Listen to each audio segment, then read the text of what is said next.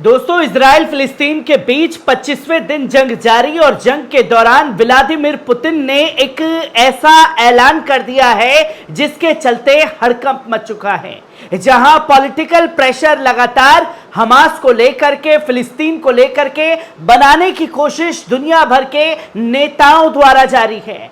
जहां Britain, France, America, Israel तमाम देश मिलकर के हमास को लेकर के एक पॉलिटिकल प्रेशर बना रहे हैं और उस पॉलिटिकल प्रेशर की पूरी तरीके से हवा निकालने का काम व्लादिमीर पुतिन द्वारा किया गया है। आप स्क्रीन पर व्लादिमीर पुतिन को देख रहे हैं, जहां तमाम उन 57 मुस्लिम देशों को जो सिर्फ निंदा पेश कर रहे हैं, उन्हें यह सीखना चाहिए कि कैसे जंग में किसी को सपोर्ट किया जा सकता है। जो व्लादिमीर पुतिन ने खुल करके इस जंग में कर दिया है और फिलिस्तीन को लेकर के जो झूठ का पुलिंदा, जो हमास को लेकर के झूठ का पुलिंदा फैलाया जा रहा है, उसको लेकर के इजराइल अमेरिका को कड़ी फटकार लगाई है और यह साफ तौर पर कहा है कि बीते 2 दिन पहले हमारे देश में जो यहूदियों के ऊपर हमला हुआ, जहां तमाम हजारों की संख्या में लोग अंदर घुसे, उसके लिए जिम्मेदार कोई और नहीं बल्कि खुद इजराइल है। इसके लिए जिम्मेदार अमेरिका है, जो जगह जगह दुनिया भर में जायोनियों के ऊपर हमले हो रहे हैं। और यह बताया उन्होंने कि हमास के हमलों से कमजोर हो चुका है इजराइल और अमेरिका।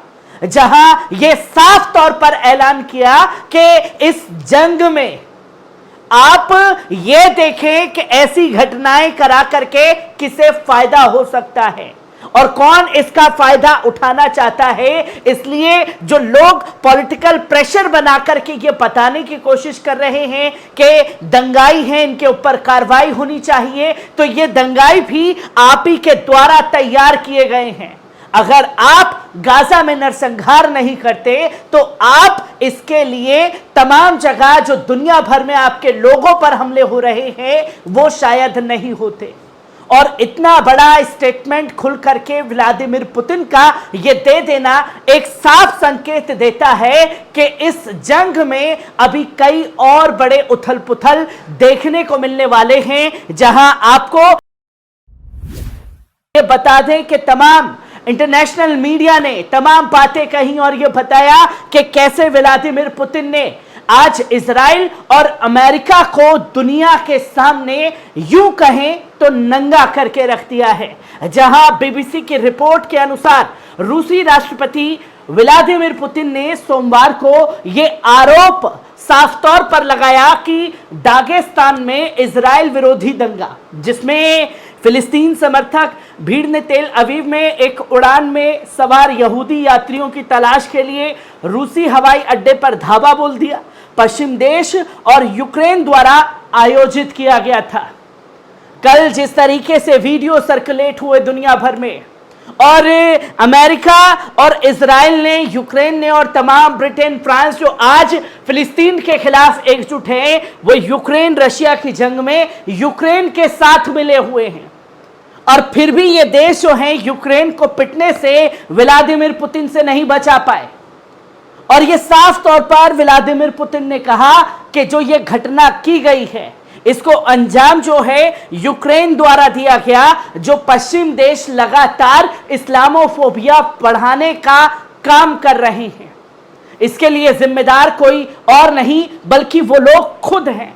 जहां माखच कला में कल रात की घटनाओं को सोशल नेटवर्क के माध्यम से उकसाया गया था, कम से कम यूक्रेन से पश्चिम सेवाओं के एजेंटों के हाथों से घातक अराजकता का आयोजन कौन कर रहा है, आज इससे किससे लाभ हो रहा है। मेरी राय में यह पहले ही स्पष्ट हो गया है कि पुतिन ने रूस की सुरक्षा परिषद की एक बैठक में ये तमाम बातें कही।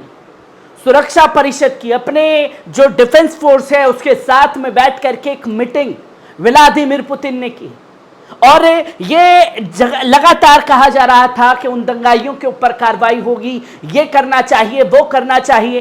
तो पुतिन ने यह साफ तौर पर इस बैठक में कहा कि इससे कौन लोग लाभ उठाना चाहते हैं और कौन लोग ये लाभ उठा करके इस्लामोफोबिया फैलाना चाहते हैं।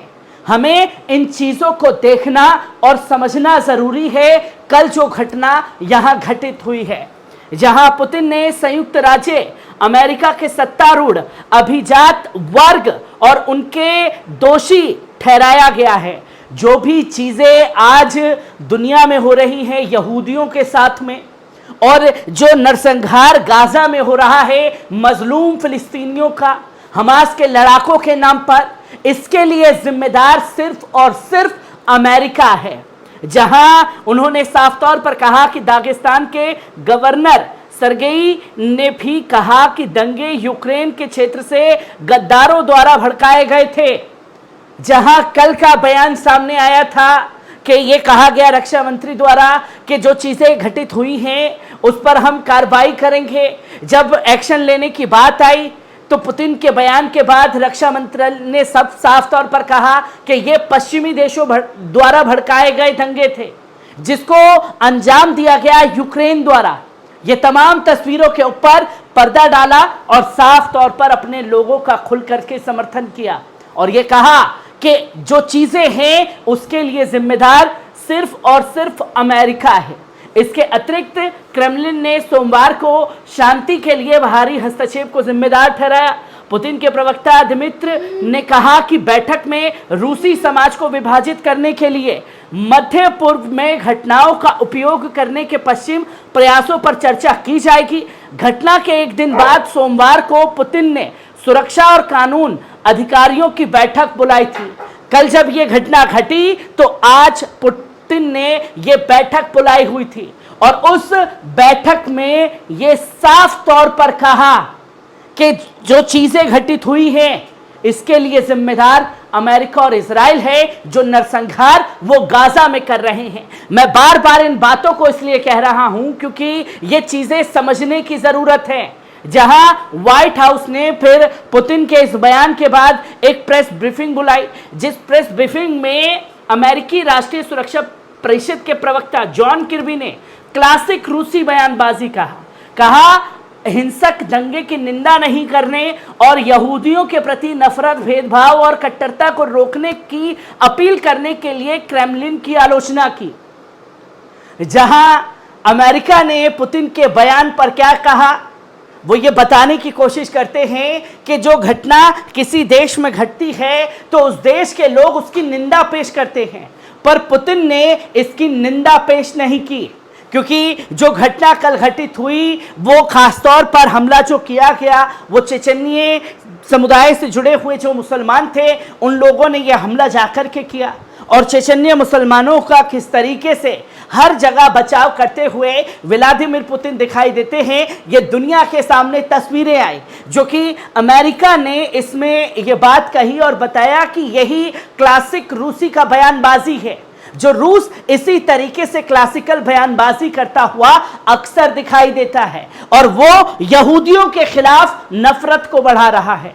जो खुद नरसंहार को बढ़ावा दे रहे हैं गाजा में, वो इस घटना को लेकर के मातम मनाने की कोशिश कर रहे हैं। जहां अमेरिका के व्हाइट हाउस से जो बयान सामने आया उसे यही देख करके समझा जा सकता है, पर आप ये भी देखें कि अमेरिका कमजोर हो चुका है लगातार हो रहे हमलों से, जो कि पुतिन ने अंत में ये तंज कसा और कहा कि अमेरिका कमजोर होता जा रहा है, दुनिया की एकमात्र महाशक्ति रूस में अपनी स्थिति खो रहा है, ये विश्व व्यवस्था धीरे धीरे अतीत की बात बनती जा रही है। उन्होंने कहा कि वॉशिंगटन अपने वैश्विक नेतृत्व को बनाए रखना और बढ़ाना चाहता है, जिसके लिए वो इस नरसंहार को खुल करके बढ़ावा भी दे रहा है।